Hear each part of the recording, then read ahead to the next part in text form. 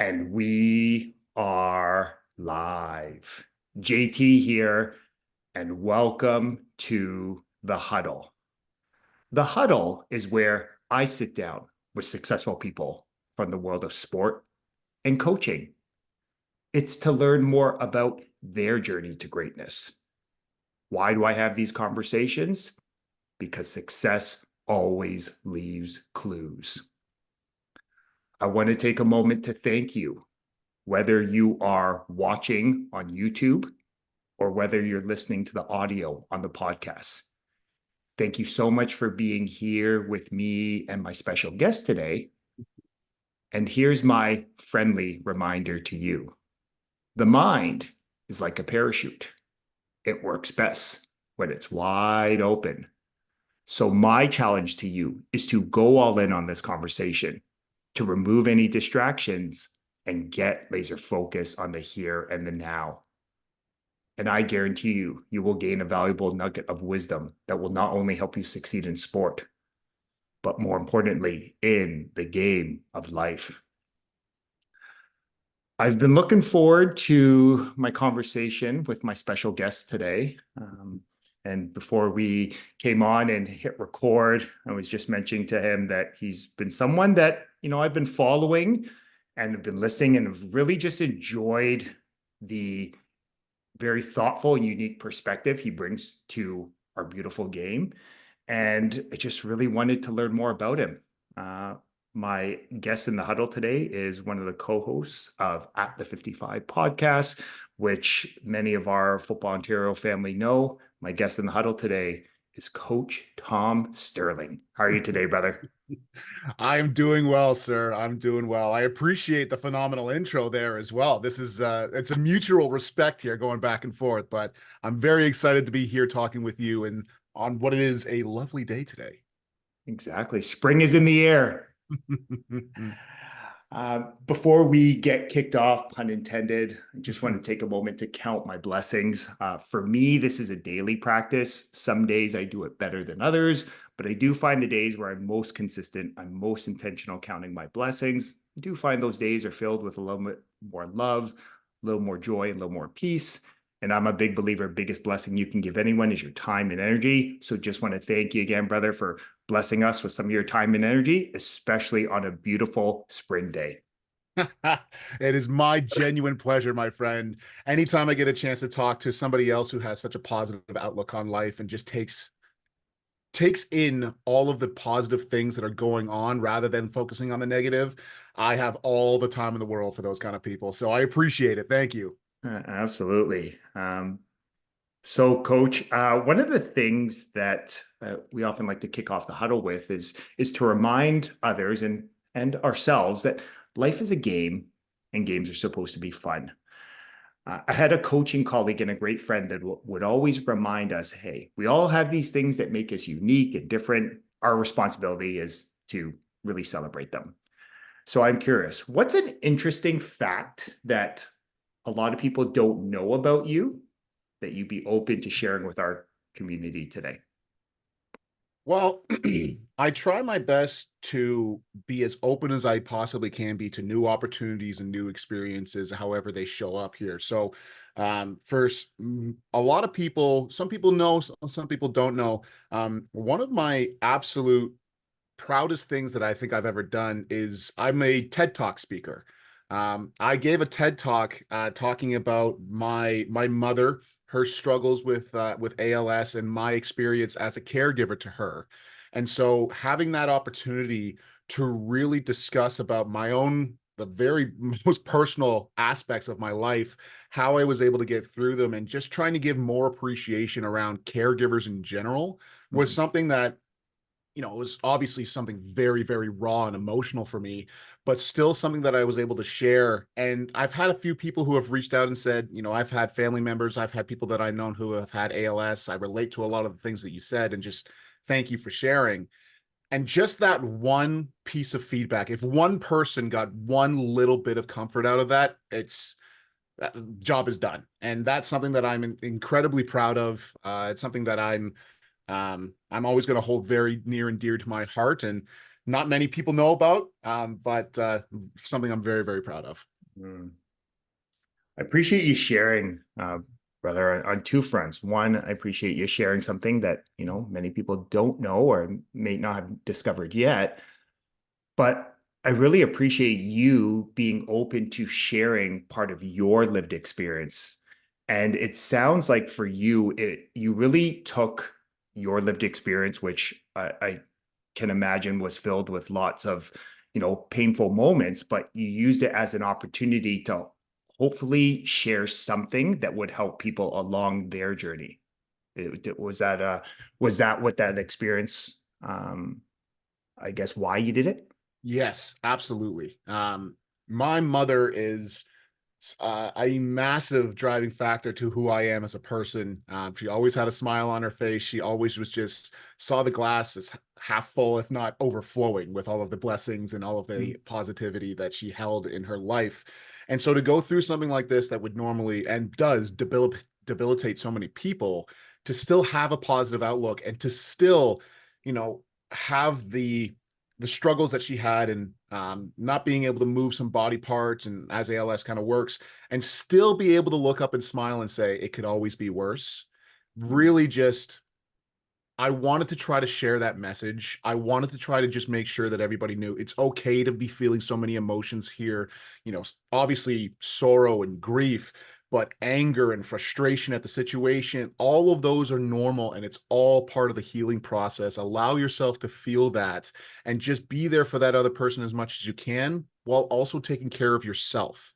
Because no matter what another person is going through, if you're not taking care of yourself, you cannot properly help somebody else. So that's really what I wanted to try to get out from that. Talk a little bit about the positive force that my mother was and how that led to who I am as a person and going forward.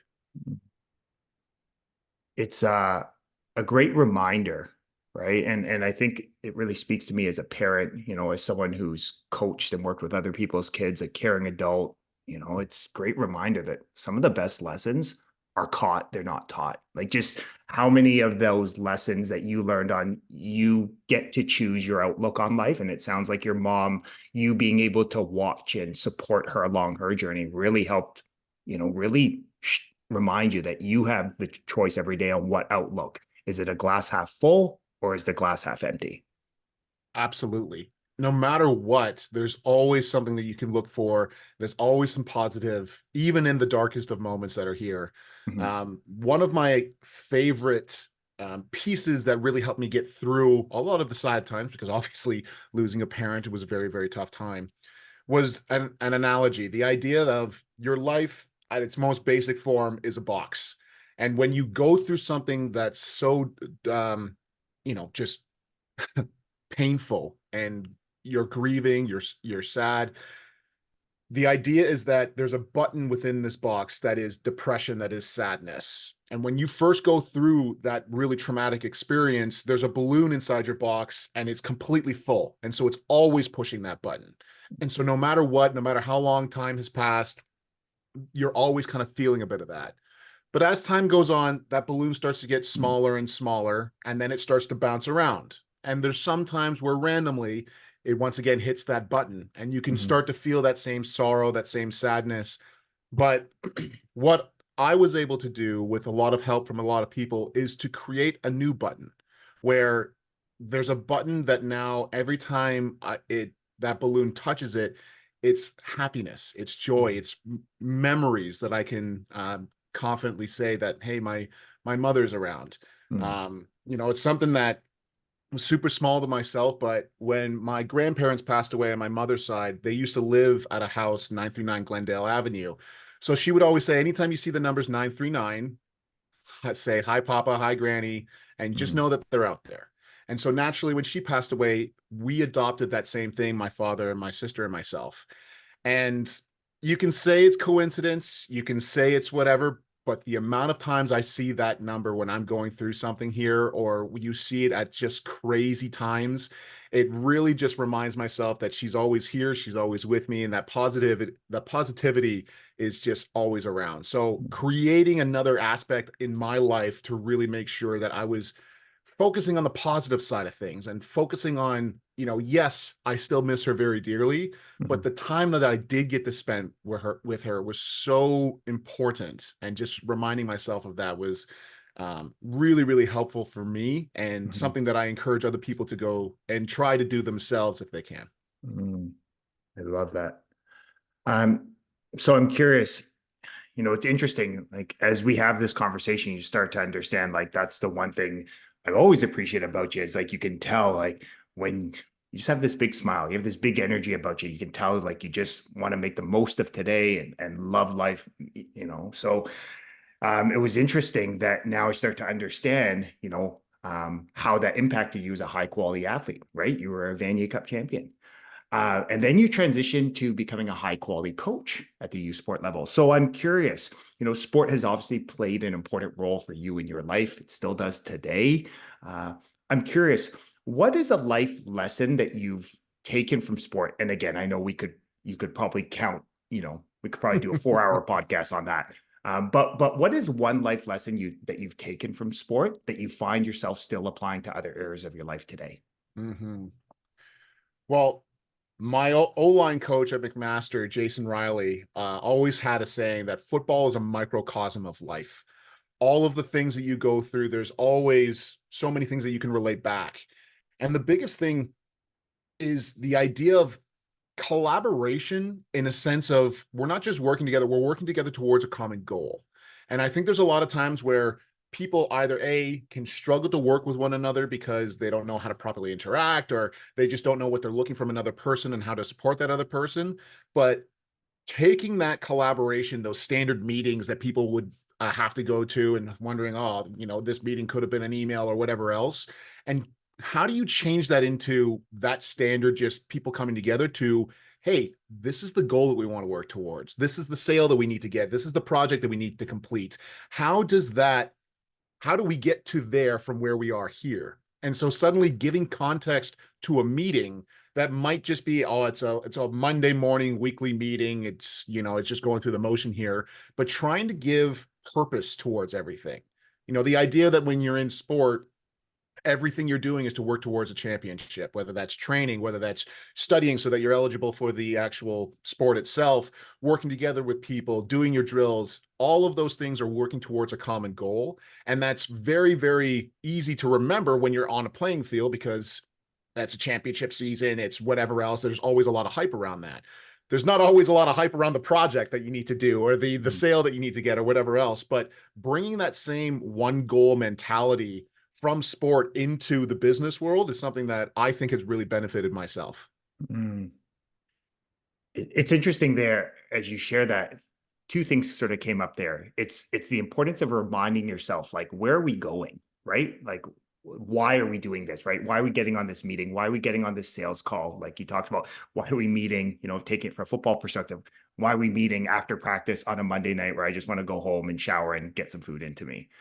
But it was interesting that he gave a great reminder that high quality leaders really have this delicate harmony between being goal oriented but process driven, right? And doing some of the day-to-day things allows you, right, to be successful. So I love that reminder. So the idea of being process driven, has that something that has always been ingrained with you? Is that something you always understood? Or was it Coach Riley that helped you to better understand that? Yeah, I would love to know. Yeah, it was something that obviously I could tell now, looking back on it, that we focus on at Mac, but something that I don't really think I understood was happening when you're a part of such an amazing culture like I was during those years at McMaster. I don't want to say necessarily take it for granted, but you just don't know what else is out there, what other opportunities, or what else is there.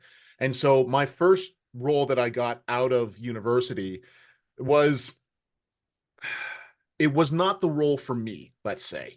I don't think that there was a lot of alignment in terms of how I thought certain people should be treated. And plus, I was myself going through, obviously, my mom being sick at that time. So I really wasn't giving the 100% of myself. So it wasn't like a perfect marriage in that regard. it's only since coming to my new company that's here and having phenomenal leadership and people who understand that people as leaders, that's really when you get to the highest level of productivity, of success, of whatever the case. If you're building up people to be leaders and not just saying, you're a cog in the system here, suddenly you start to see so much more productivity. You start to see people who are satisfied in the work that they're doing. And so when I'm in this scenario and in this culture, I then can look back and say, oh, this was similar. This is why I enjoyed my time at McMaster so much, because there's aspects of this in where I am right now. So it definitely took some perspective, but I just more and more appreciation the more that I'm going forward here. Hmm. So I'm curious, it sounds like this idea that being around other leaders that genuinely cared about you, that genuinely had your best interests at heart, that simply they wanted to pour their time and energy into you so you could get to where you wanted to go. Sounds like that for you has kind of been a common theme, whether it was on the football field or in this new role you're in. Certainly. I think that naturally, because of who I am as a person, I always try to get the best out of another person. I love to see other people succeed. It's the coolest thing in the world when you're working next to somebody and you see them get the promotion, you see them get the sale, whatever that looks like, whatever success looks like to them, and be able to celebrate with them and genuinely sit in their happiness and their joy and be happy for them. And so when I'm naturally like that, it's very easy for other people to just use that themselves and not reciprocate anything. And Mhm. while I will still do that no matter what, because I'm just a positive person, I enjoy to be that person, to be surrounded by other people who also feel the same and are also happy with your enjoyment, happy with your success, that's really where I do my best work and where I'm the happiest, where it's a collaborative environment here where we might be pushing each other. Maybe we're both going for a certain promotion. Maybe we're both. There was a time where I was at McMaster in my first year, and me and another offensive lineman, we were pushing for that last starting spot. Well, that competition, he's now one of my best friends in the world. And so it's the same thing here. When you have that shared drive, when you're working towards something and you're happy for the other person when they get that, regardless of what that means for you, and they reciprocate it, I can go through pretty much any hard trial as long as I have a positive environment like that. Mm. As you described that, especially, that quote unquote competition that you had, sort of the idea iron sharpens iron. Mhm. Most definitely. So I'm curious your perspective on this, because you could tell when you said competition, it was kind of like a tongue-in-cheek kind of Mhm. competition. So I'm curious your idea. I had a great coach and mentor who used to say this idea that amateurs compete, professionals create. And I remember when he first shared that sort of challenge, because there's certain words and cliches. I mean, you're a high quality coach, that we Mhm. say in sports sometimes. And how many times have I heard from great coaches, hey, compete, compete, compete. But then when he shared this idea that amateurs compete, professionals create, really challenged my way of looking at things. So I'm curious, as I shared that with you, what came up for you? I think I'm still a big proponent that competition in a positive way is one of the best things that you could possibly do for an organization, for a team, for whatever else.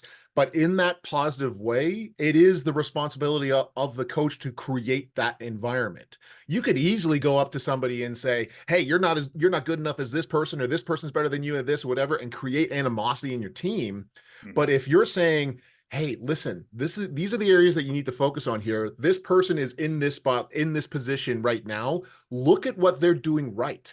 Look at the footwork that they have. Look at the hand speed. Look at everything that they're doing right, and use whatever you can for yourself. Work on these areas and push them, because now the more that you are focusing on yourself and the better that this player is getting, you're naturally forcing this person to get better, or to realize, oh, this person's going to take my spot and we're going to have the best person in there.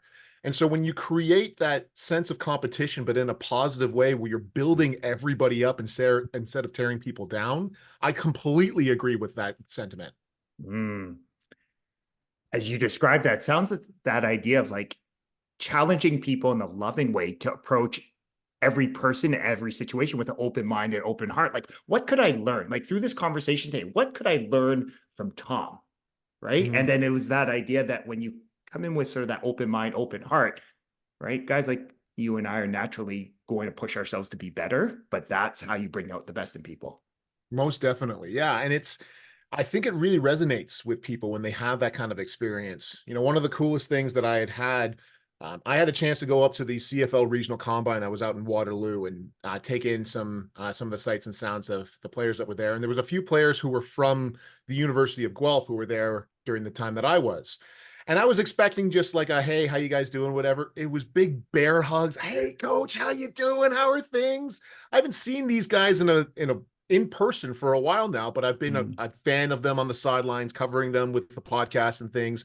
But to see that the love and the respect was still there was one of the coolest things in the world, because I will always keep that. I've noticed in my life as well that however I leave a conversation with a certain person, you know, for example, you and myself, JT, we've got a fantastic relationship going here. If we left and I didn't see you for a couple of years, when we come back, that love and respect that I have is still there. It's still there with you. And I've noticed with certain people, whether they're going through a change themselves or whatever, that's not always the case. Mhm. And so I'm a little hesitant to see how people are acting if I haven't seen them in a while, but to see that that love and respect was still there. And I'd like to think it was because of the positivity that I've tried to bring to the program and I tried to bring to the position group myself, along with working with the phenomenal coach Mike McDonald, who already does that himself as well. Mhm. Just being a part of that room and a part of that team was something that was really special to me. And to find that the players still appreciated me a few years later was just a really cool experience for myself. It's interesting, like as you share it, I think back to like this, that sort of law of attraction, right? Like you can only bring people to you that you're in harmony with, right? So it's not surprising that, Coach McDonald was someone that you resonate with because you just hear how people describe him, even listening to how you and Zach talk about him on the podcast, or whether Mhm. just hearing other players that have been around and that just how lovingly they speak of him and what an amazing guide and mentor he is. So it's not surprising that he was part of your journey as you were, becoming a high quality coach. Most definitely. And it's been my experience that the best coaches care about the person rather Mhm. than just the player. Mhm. When I harken back to, everything that had happened with my mom, when we had the funeral service, we had the visitation. I had coaches show up to that. I had high school coaches I hadn't seen in a while. I had university coaches, Jason Riley, John Behe. Guys just showed up because, hey, we care about you as a person. Even Greg Knox, he was, he had his own things with the program, with whatever else. At the time, he was out in Calgary, but even then, he had heard about everything and he called me and he said, "Hey, I just want you to know I'm thinking about you, I care about you. I hope that you're doing all right."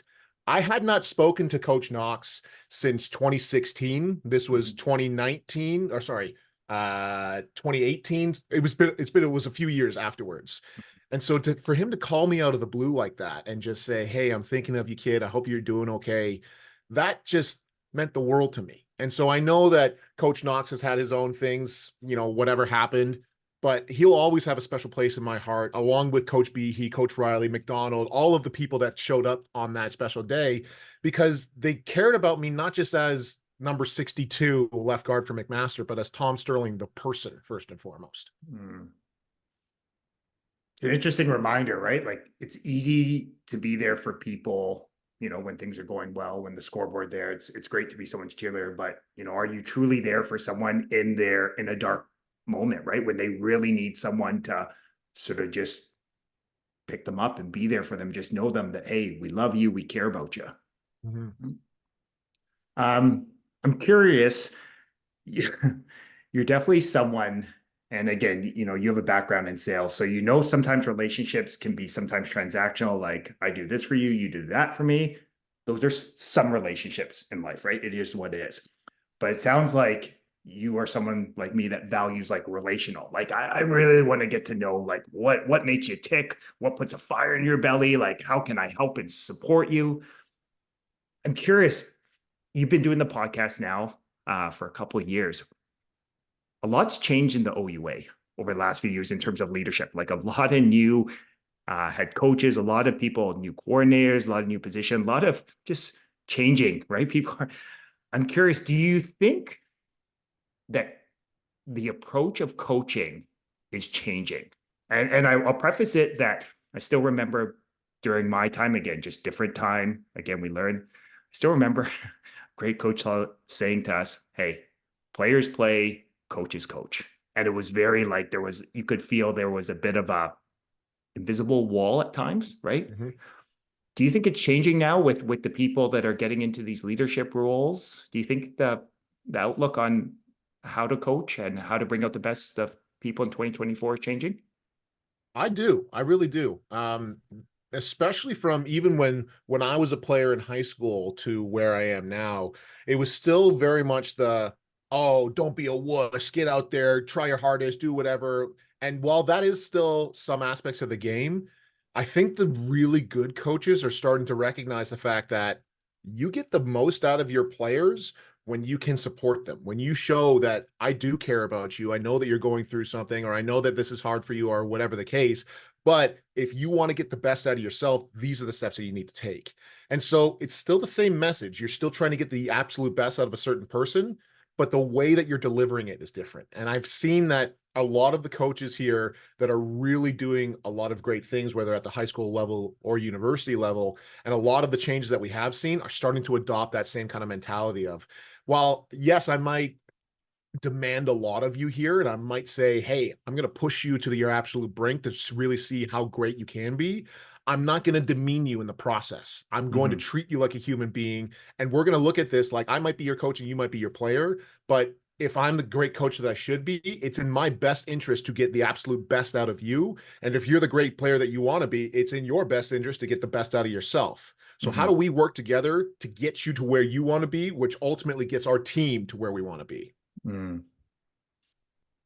As you describe that, I think back to this idea of there was a time where it used to be the tough love, right? Mhm. Like it came first, where it's, a lot of the work that I do is like, okay, let's challenge those old ways of thinking. Let's challenge those paradigms. What if we love tough, right? Like at the end of the day, the trust has to come first. You genuinely need to trust that I have your best interest at heart, that I know what I'm talking about, and that I can actually help you get to where you want to go before you're ever going to be willing to take any feedback or any advice from me. Yes, most definitely. I had the opportunity, I think it was in 2018, to go back to my old high school, Assumption Catholic Secondary School in Burlington, with the head coach that was there, Ivan Jurgen, who I have nothing but love and respect. He's always been such a positive person in my life. And at the time, my old O-line coach, Jason Riley, was also there. And so getting a chance to get back to them, back to my old high school, and getting a chance to give back in that regard was something that was really neat. And once again, trying to give that same kind of positivity to the players that were there. There's some kids who were there who had aspirations of maybe I could play at the university level, maybe I could do this.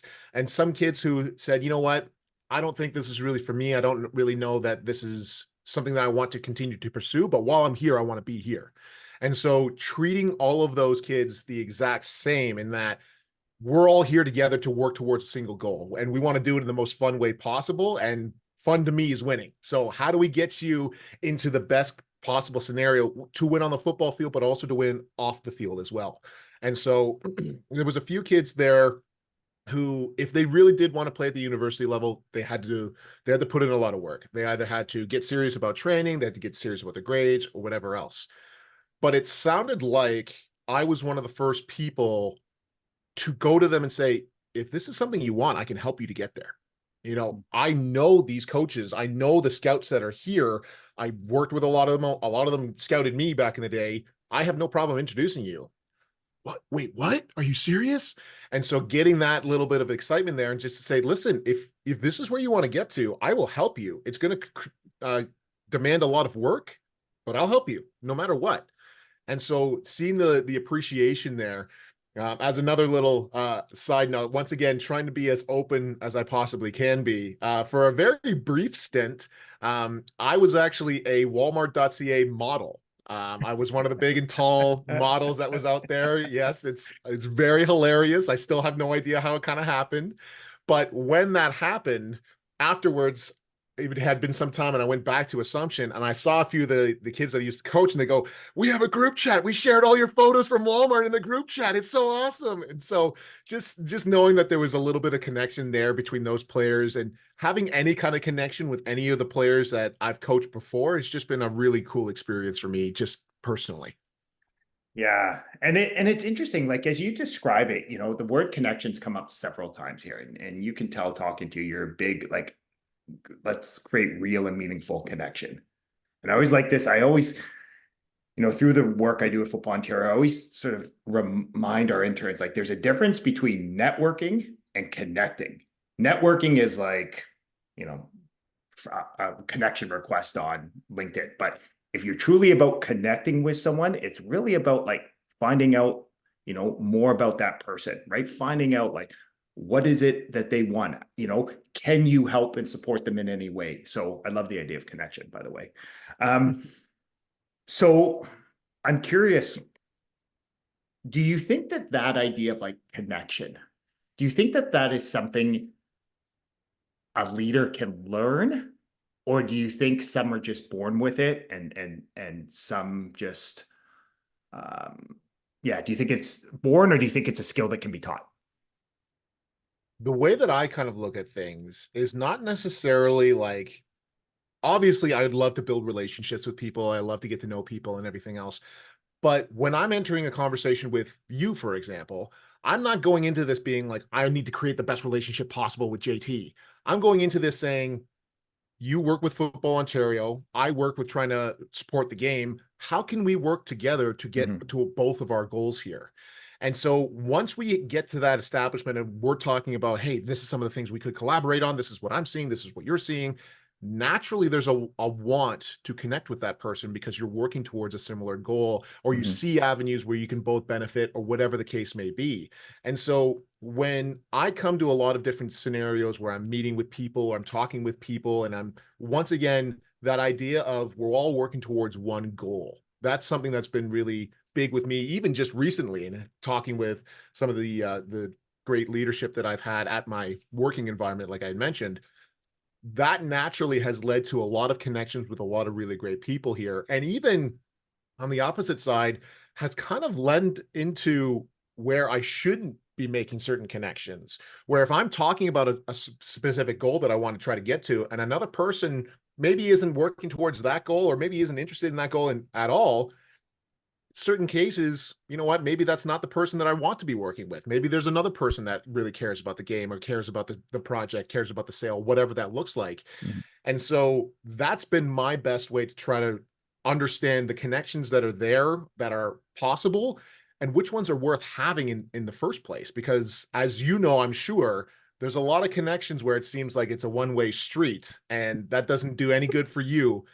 Taking care of yourself first and foremost and working towards something, whether that's your own success, a promotion, a goal, whatever that looks like, surrounding yourself with people who feel the same and want to give as much as they want to take themselves. That's really Mhm. where I found the most level of success in my life. Mm. As you're describing that, that thinking of how can we work together, I think of, what Stephen Covey, who's kind of been a leader in the thought space, and he talked about there's your way, there's my way, but there's a third way, right? And it's like, can we explore that together, right? So it's a great reminder. Um, so I'm curious, we first actually connected, I think it was in the fall, where you actually approached that question, like, how can we work together? Like, where's the common ground, which I love. Things are growing in our game. Like there are more eyeballs on it. If we look strictly from a numbers metrics, I was actually sharing this with someone recently. In 2021, when we first had a shift, I think I shared this with you and Zach when we first met. In 2021, at the start of it, when there was a leadership change at Football Ontario, I think it was around 12,000 members. And, start of last year, I think we're at some point we're at over 21,000. So the game's growing. That's great. And you're a big part of that. You're helping to share these stories. What do you think needs to happen for us to continue to get more eyes and ears on the game? There's a lot of ways that I personally look at problems going forward. regardless of the problem that there is, whether it's a problem, whether it's a scenario, whatever that looks like, I don't like to put the blame on other people and say this is what needs to be done. I like to try to bring it to myself and see what I can do. And in this scenario, I think it's very prevalent. I think the best way to grow the game is to properly showcase it. The amount of athletes, the amount of amazing people that we have around this great game in just Ontario alone is staggering. You look at some of the legendary coaches like Greg Marshall, you look at somebody who has such an unbelievable positive attitude like Chris Bertoya or Mark Sharia, who's now the new head coach at Guelph, Darnell Adams. You start to look at the university level and how many amazing people are around this great game. And then you look out onto the field and you go, oh my gosh, look at some of these athletes. Look at the things that they're able to do. And then once again, going back into what we were saying before, understanding that that's not just a number out there. That's a person. It's a person who has a story. That's a person who's gone through some things, who's led them to this particular moment, and giving them a proper showcase and a proper way to really express themselves and express of who they are from a university level, but breaking that down into the high school level as well. The amount of times I've done a lot of work with Cable 14 myself in terms of calling football games, basketball games, whatever else. And the number one thing that is always said to me every time I go there is thank you. Thank you for being here. Thank you for covering this sport. This is so incredible that we're getting actual coverage that's here. And the folks at Cable 14, once again, have that same kind of mentality. Let's cover this game. Let's give these athletes the proper showcase that they have here. And suddenly you start to see the appreciation that's there. And you start to see, I'm putting all of my hard work and effort into this goal that I have, being the best football player I can be, getting a great education, whatever that looks like. And to have somebody recognize me for it, or have somebody just give me a platform to showcase all the work that I've been doing, I think that's the next step in really exploding the game that we have here. Hmm. It's interesting as you share that. I had this vision of us standing, at the Vanier Cup and just imagine that. Imagine every game, whether it's high school, whether it's U Sport, CFL, even minor. Imagine every game had that same level of energy, enthusiasm. Like, just imagine what we could do, just how Mhm. many lives would be touched by this beautiful game. The main reason that I got involved with this podcast, that I'm doing all the work that I can be, is because of those moments. I remember, obviously, I was really privileged to be winning a lot with McMaster. We had a lot of really great success, a lot of really great things here.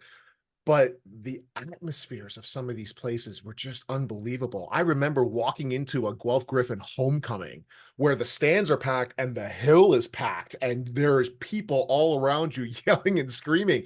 And while, yes, they might be saying some not nice things about you or whatever else, being in an atmosphere where so many people cared. They cared about the result on the field. They care about the players, whatever reason why they're there and they care. That was some of the coolest experiences that I'd ever had. Being a chance to be a starter in 2014, going to the Vanier Cup, which ultimately, obviously, we ended up losing, but we played against Montreal in Montreal. And so, with a stadium of 25,000 people, 24,000 want you to lose. And the feeling that I got walking into a stadium like that, being 7 feet away from Marshall Ferguson, my quarterback, and not being able to hear what he was saying because it was so loud, and the hush when we scored a touchdown and took the lead in a game. Those are some of my most fond memories, and was because of the people around. And so now when I go to games and when I go to, whether that's high school, whether that's summer ball, whether it's university, I don't see that level of interaction, at least in certain cases. And if I can do my part to showcase this great game, to get people more involved, to get people to care again, and start to see packed stadiums and people care about their athletes and care about the sport, that's the end goal that I'm really looking for. Hmm.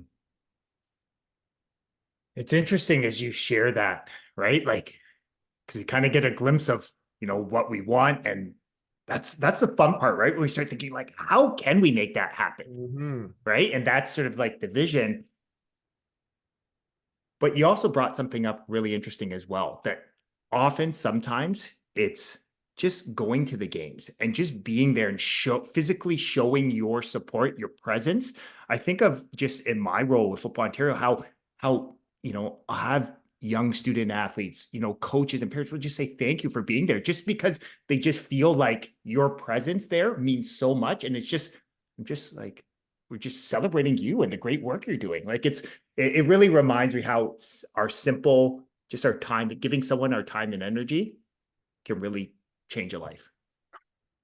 It's the one thing that you don't have an infinite amount Mm. of is time and energy. And Yeah. to give that to another person, it's pretty special. Yeah. So I'm curious. So now we know where we're going, and I'm Mhm. just, it's not a question of if we get enough great people like you working with us towards a vision, we'll get there. We're just guessing when it will happen.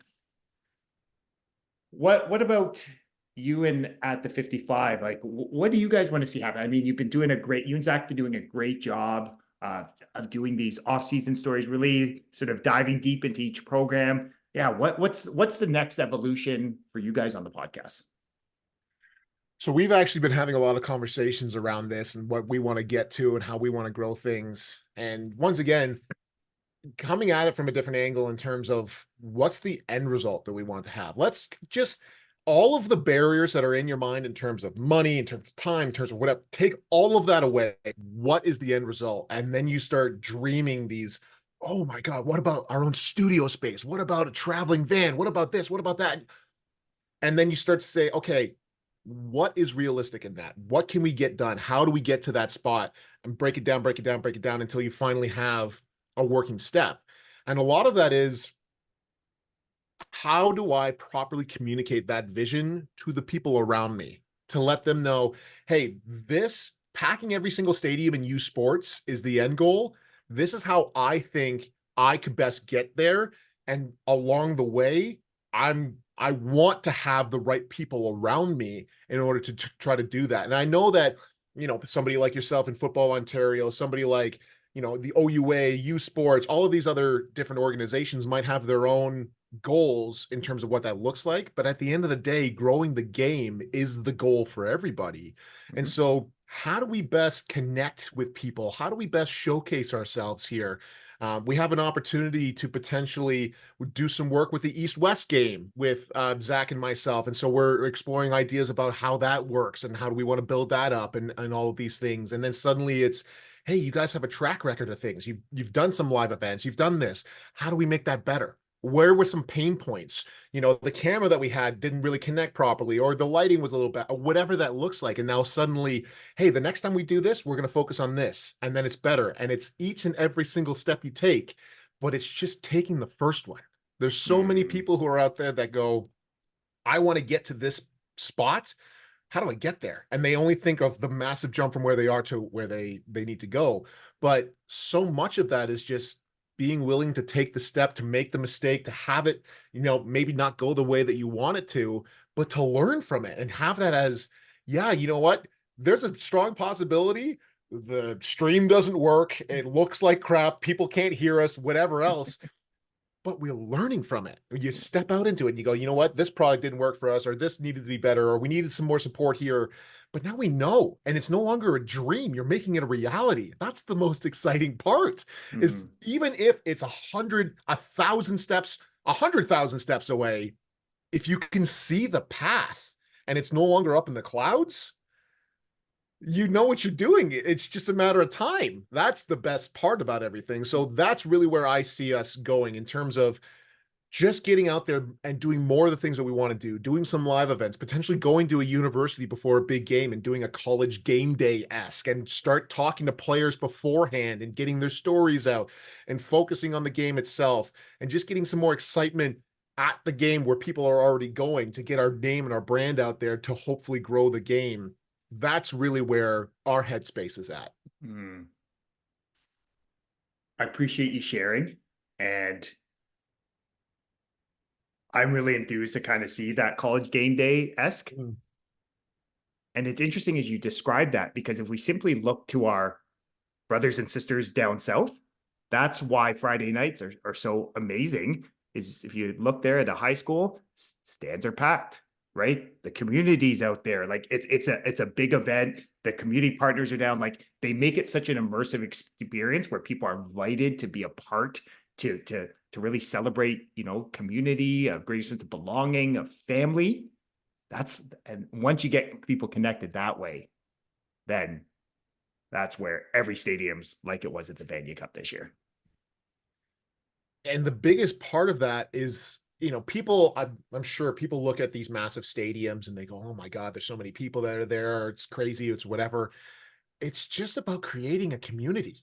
That's it. It's just one big community that cares about the players on the field, cares about the coaches on the sidelines, cares about the other fans in the stands.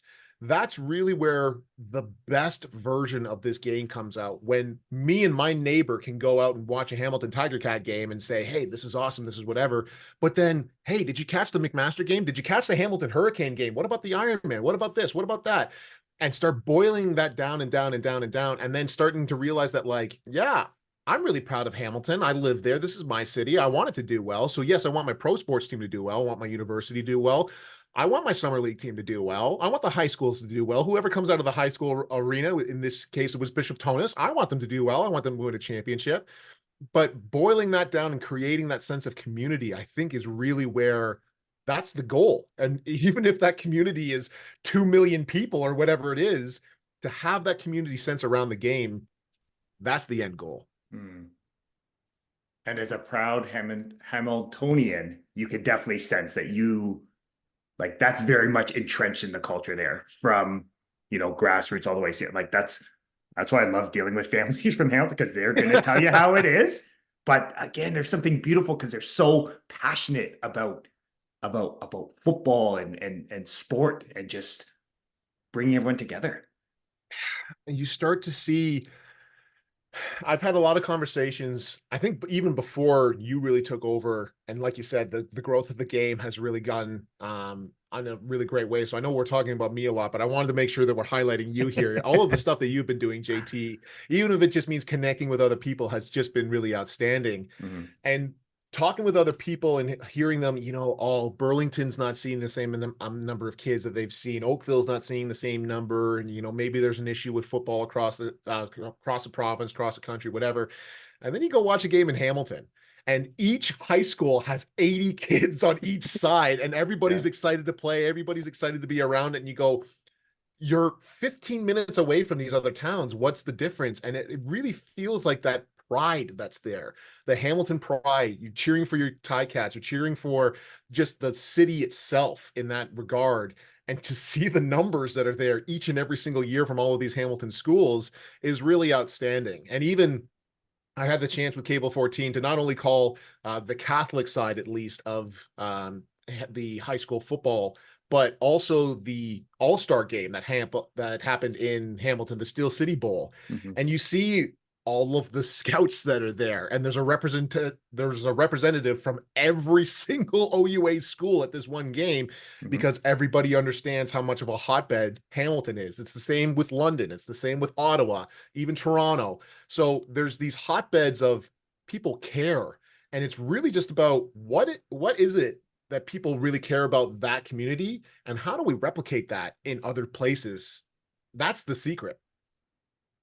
And you bring up a great point, right? Like there are some centers that are it's more entrenched, right? Like there's a longer history of those sort of connections in Hamilton.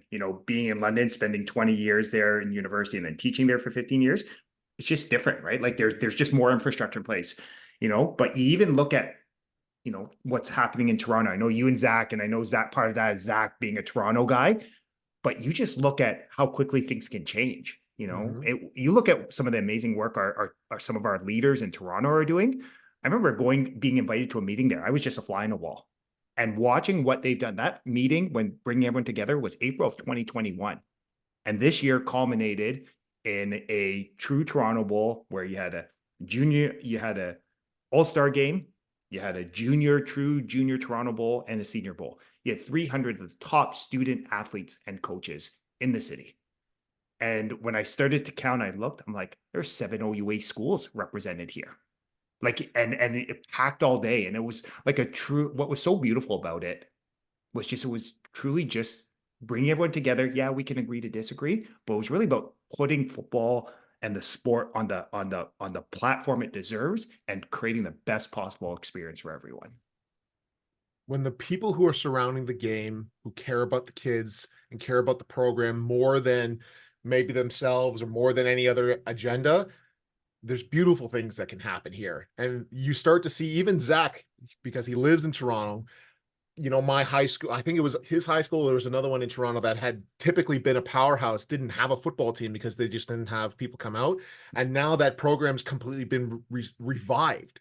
And you've got proper people who care about the game and kids who want to try it, whatever. It doesn't matter if that team goes 0-16. The fact that they came together, they wanted to be a part of something, they got out onto the field, that's a win. That's a bigger win than anything they could say on a scoreboard. So Yeah.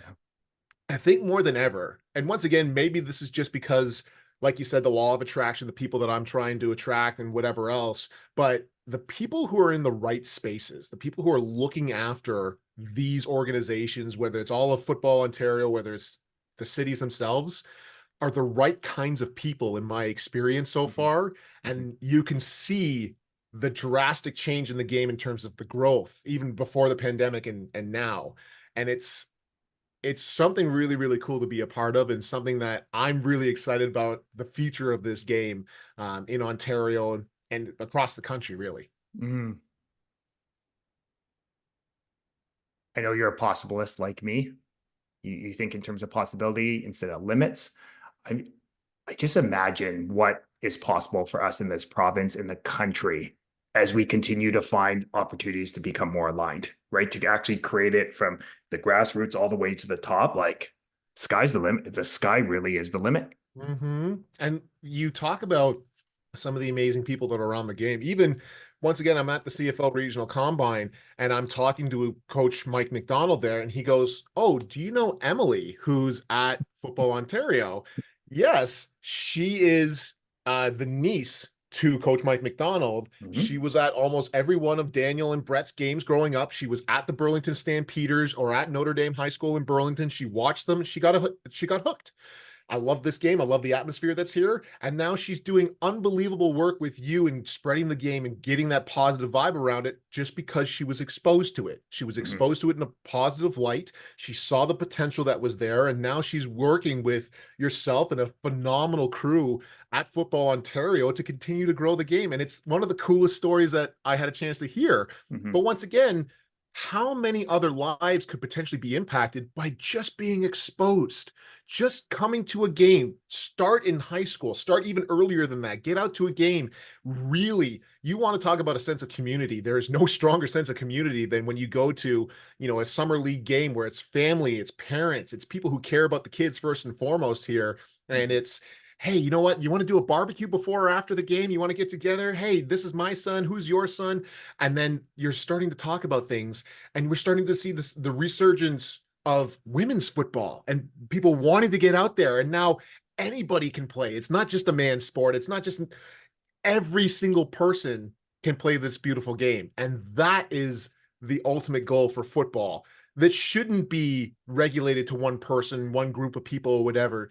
This game is so, I love it so much. It's always been there for me. It's something that I will always continue to give back to however I can. And to see it continue to grow and be more inclusive than ever because of the amazing work that yourself and other people like you are doing, it's a beautiful thing.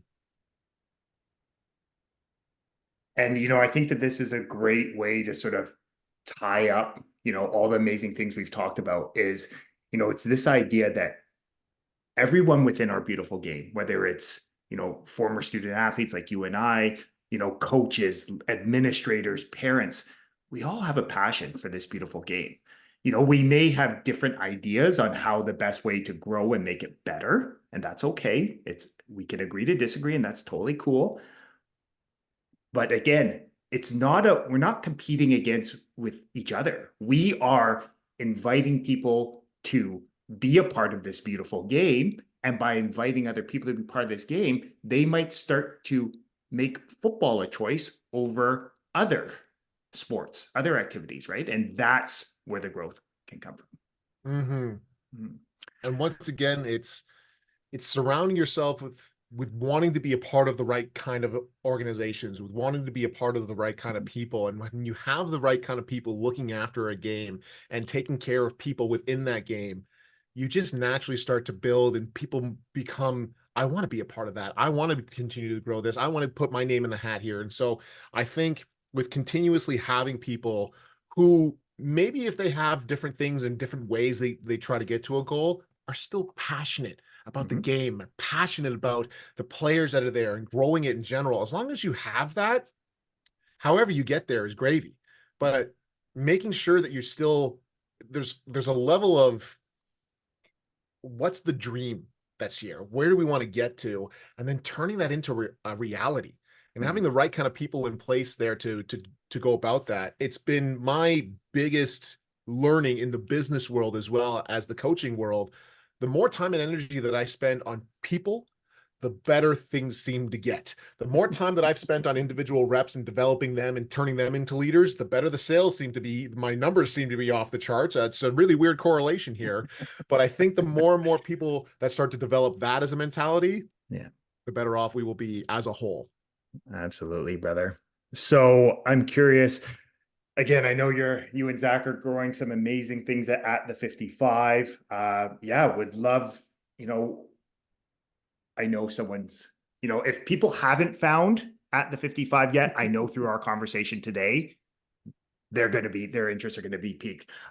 What is the best way for people to, start to follow, start to learn more, and just, you know, seeing all the amazing things that you're helping to grow in our beautiful game? Yeah, so at the 55 podcast, you can find us on Instagram, you can find us on X, on YouTube. We're slowly but surely starting to get more and more dialed in with the social media side of things to really make sure that we are conveying ourselves in this great game in a better manner. We're on every single space that you could possibly stream a podcast. You can find us there at the 55 as well. Myself, at Tom_Sterling for the majority of everything there, at Coach Tom Sterling on Instagram. Chances are you'll be able to find me. Big Cat Bader, that's how you can find Zach as well. But really, the biggest and the best part about this is to have that interaction with people. There's been a bunch of times, it actually just happened as I was about to come on to here, where somebody listened to a podcast and said, "Hey guys, fantastic work. Just to give a little bit of background, here's why that was done, or here's why this perfect. Now we have a greater understanding. So the next time we talk about this, hey, this happened, but it was because of this, or this happened because it was here, and informing ourselves and getting that interaction with people. So we love to see all of the people who interact with us, whether you agree or disagree. It still creates a conversation that's there and it creates that experience. So if anybody is interested, please give us a listen. Let us know what you think. We'd love to have a conversation with folks. And I really I appreciate anybody who's tuning into us at all. It's still a crazy thing to me. Yeah, absolutely, brother. And we'll be happy to share your handles, the podcast handle and Zach's handles in the description, whether it's on the podcast or whether it's on YouTube. Um, I really, Tom, want to take a moment to acknowledge you. I want to acknowledge you for the great man you are, the great son, the great coach, but more importantly, the amazing human being you are. The one thing I've really appreciate about you since we first connected, and even more of through this conversation, is just how you choose to take responsibility for your outlook on life, how you choose to find the good in life, how you choose to be positive. And it really helps me to get a greater understanding, because one thing that's always sort of caught my ear on it is we football brings a lot of highly ambitious, highly driven people that they're alphas. So I always love how people will send feedback, but you're always like, you can tell you're like, yeah, we're open to the feedback. And you always have a big smile. So it gives me a greater understanding that that's not a show. That's just who you are, like your openness to feedback. So just want to thank you for being a shining light in this world, and just being so open to like listening and connecting with people. So thank you for that reminder. I can't tell you how much I appreciate that, JT. It really means a lot to me. Working with great people like yourself, it makes it pretty easy as well. But yeah, there's a lot of things that couldn't go wrong that have gone wrong or whatever else. But Yeah. why not treat every day with a smile? It's much better than a frown. I agree, brother. It is a much easier way to live, isn't it? Mhm. So, folks, Tom dropped so many valuable nuggets of wisdom that will not only help you succeed in sport, but more importantly, in the game of life. But as I like to remind you every week in the huddle, knowledge is potential power. It's a consistent and focused application of great knowledge that actually helps you create greater results in your life. So, my challenge to you is to take one of these valuable nuggets of wisdom and go apply it to your life today. And as I like to remind you every week in the huddle, you are deserving of greatness. You are worthy of greatness. You are greatness.